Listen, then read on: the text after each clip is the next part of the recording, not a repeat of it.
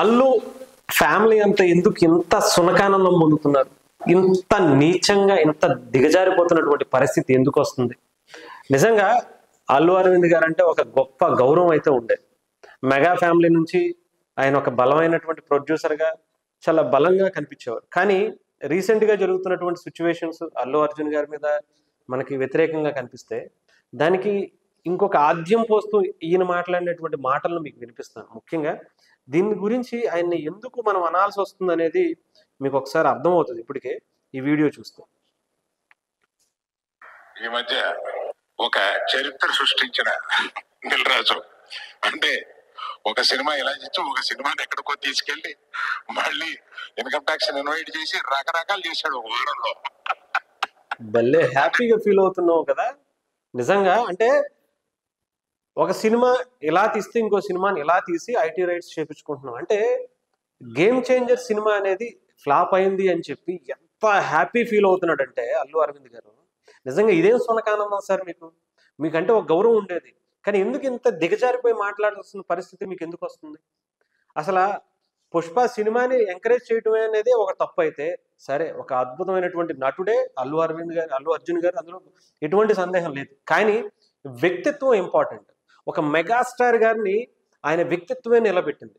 ఆయన వ్యక్తిత్వంతో ఆయన ఇన్ని సంవత్సరాల ఇంత సినిమా చరిత్రని తన వైపు తిప్పుకుని తన కోసం ఒక చరిత్ర రాసుకునే స్థాయికి ఆయన వ్యక్తిత్వం నడిపించింది.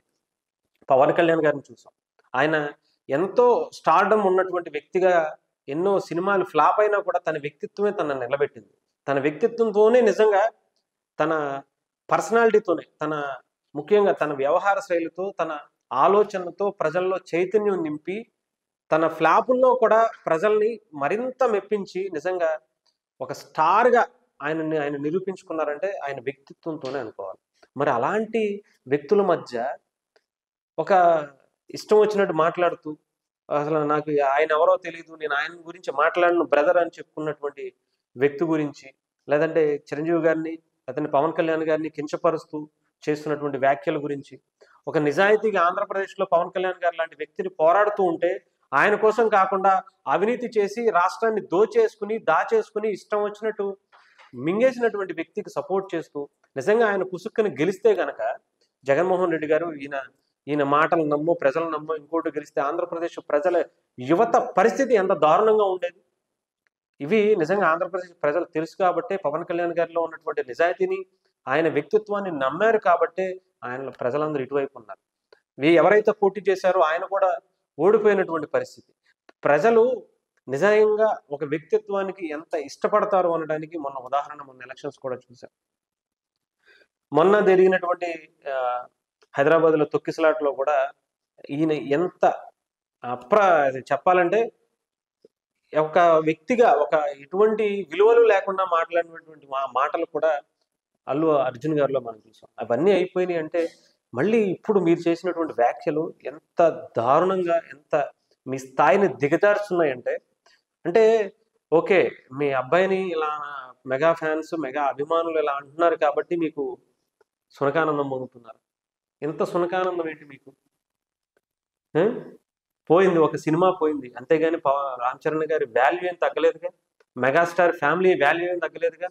ఇంకా స్థాయిని పెంచారు. ఎంతోమంది కుట్ర పన్ని ఏమేం చేశారు అని బయటకు వచ్చిన తర్వాత మనందరికీ తెలుసు వాళ్ళ స్థాయి 10 రెట్లు పెరిగింది. నిజంగా కొంతమంది మాట్లాడారు.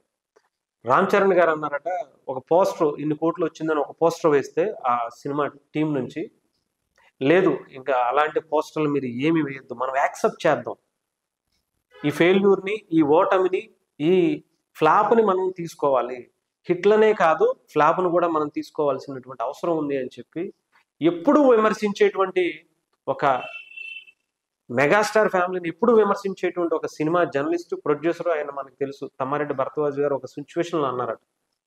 అంటే మనం అర్థం చేసుకోవచ్చు చిరంజీవి గారు ఎంత బలంగా వాళ్ళ కొడుకుకి ఒక అద్భుతమైనటువంటి విలువలు నేర్పారో. సినిమాలు ఎన్ని చేసుంటారు చిరంజీవి గారు, ఎన్ని ఫ్లాప్లు వచ్చి ఉంటుంటాయి, అన్నిటిని ఇలాగే చూసారా? వేరే వాళ్ళు ఫ్లాప్ అయితే ఆయన ఏమన్నా ఇలా ఆనందం పొందేవారా మీకులాగా? ఎందుకని మీ కుటుంబ సభ్యుడు ఇలా చేస్తే మీరు ఇలాంటి సునకానందం పొంది 10 మంది స్టేజ్ ఎక్కి దిల్ రాజు గారు మీరు బాగా చేశారు, ఆ సినిమాని ఇలా తీసి ఇంకో సినిమాని ఇలా తీసి అని చెప్పి ఇలాంటి సునకానందం పొందాల్సినటువంటి దౌర్భాగ్య స్థితికి అల్లు అరవింద్ గారు ఎందుకు దిగజారిపోతున్నారు? కొంచెం ఆలోచించుకోండి. ఇప్పటికీ మీ మీద విలువ ఉంది, అది కూడా మెగా ఫ్యామిలీతో మీకున్నటువంటి రిలేషన్ మీ స్థాయిని పెంచాలే తప్ప తగ్గించకూడదు. 10 మందిలో మీ కుటుంబం, మీ మెగా ఫ్యామిలీ అంతా ఒక తాటిపై ఉండాలి అని కోరుకుంటున్నాం. డెఫినెట్గా మీరు ఇలాంటి వ్యాఖ్యలు చేసి మీ స్థాయిని తగ్గించుకోవద్దు. డెఫినెట్గా మీ స్థాయిని తగ్గించుకుంటూ మెగా ఫ్యామిలీ స్థాయిని, చిరంజీవి గారి స్థాయిని, రామ్ చరణ్ గారి స్థాయిని, పవన్ కళ్యాణ్ గారి స్థాయిని మరింత పెంచుతున్నారు. మీరు దిగజారిపోతూ ఉంటారు. అది మీరు గుర్తు పెట్టుకోండి, తెలుసుకోండి. దయచేసి ఇలాంటి మీ కుటుంబంలో ఉన్నటువంటి చిన్న చిన్న ఇగోస్, ముఖ్యంగా మేమే గొప్ప, అహం బ్రహ్మాస్మి అంటారు కదా, ఆ టైప్లో మొత్తం అంతా మేమే, నాకు మించినోడు లేడు అనే అహాన్ని తగ్గించుకోండి. గెలుపుని మైండ్లో పెట్టుకోకండి అని చెప్పే చిరంజీవి గారు లాంటి వ్యక్తిని ఒక ఇన్స్పిరేషన్గా వచ్చినటువంటి వ్యక్తులు మీరు. వాటిని పాటించకపోతే మీకు విలువే ఎలా ఉంటుంది? దీన్ని గుర్తు పెట్టుకోవాల్సిన అవసరం ఉంది. సో డెఫినెట్గా అల్లు అరవింద్ గారి వ్యాఖ్యలు చాలా దుమారాన్ని రేపే అవకాశాలు అయితే కనిపిస్తున్నాయి. సోషల్ మీడియాలో చాలా బలంగా వీటిని చాలామంది ట్రోల్ చేస్తున్నారు. ఇంత ఇలా దిగజారిపోయారేంటి అల్లు అరవింద్ గారి ఫ్యామిలీ అని చెప్పి. సో కొంచెం హుందాగా వ్యవహరిస్తే మంచిది అనిపించింది. So thank you.